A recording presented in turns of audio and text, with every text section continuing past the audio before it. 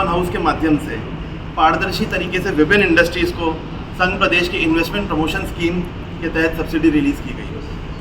माननीय प्रशासक महोदय श्री प्रफुल्ल पटेल सर के नेतृत्व में ट्रांसपेरेंट एडमिनिस्ट्रेशन के सोच के तहत ये कार्यक्रम का आयोजन किया गया। उल्लेखनीय है कि संघ प्रदेश में टैक्स बेनिफिट होने के कारण 90 के दशक में काफ़ी उद्योग स्थापित हुए थे। 2017 तक ये बेनिफिट का लाभ उद्योगों ने लिया था।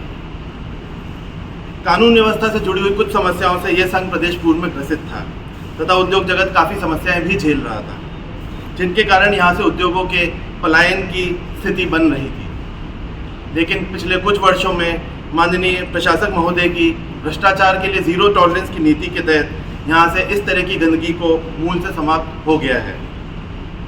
माननीय प्रधानमंत्री जी के विजन और माननीय प्रशासक महोदय द्वारा स्थापित पारदर्शी अप्रोचेबल प्रशासन और मजबूत कानून व्यवस्था के कारण ही उद्योगों के इस पलायन को ना ही विराम मिला है, बल्कि ये ट्रेंड पॉजिटिव दिशा की तरफ भी मुड़ चुका है। हाल के कुछ वर्षों में काफ़ी नई इंडस्ट्रीज यहाँ स्थापित हुई हैं और काफ़ी उद्योगों ने एक्सपेंशन भी किया है।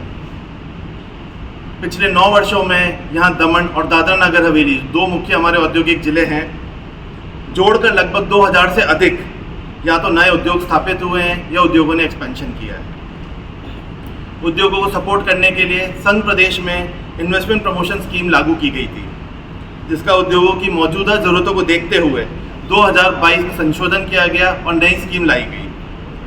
अभी तक पिछले 8 वर्षों में कुल 130 करोड़ से अधिक की सब्सिडी 414 यूनिट्स को दी जा चुकी है।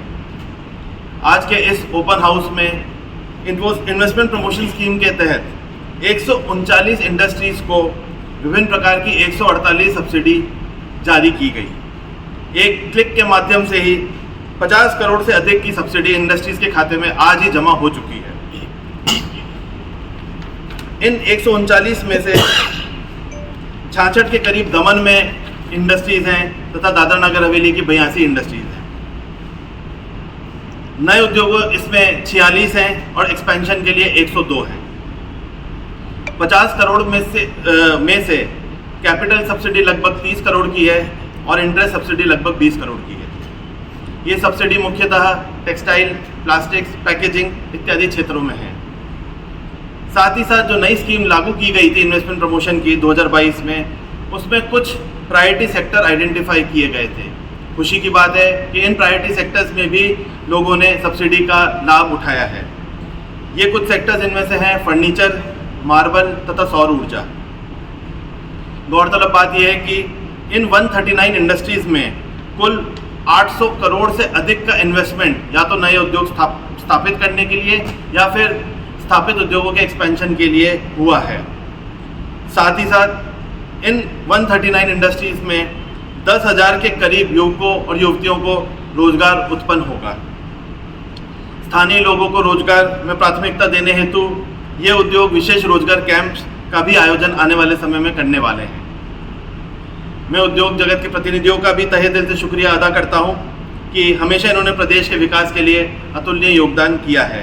हाल ही में आयोजित ग्रामीण क्षेत्रों में रोजगार कैंप में 1400 से अधिक स्थानीय आदिवासी बच्चों और बच्चियों को रोजगार उपलब्ध कराया है।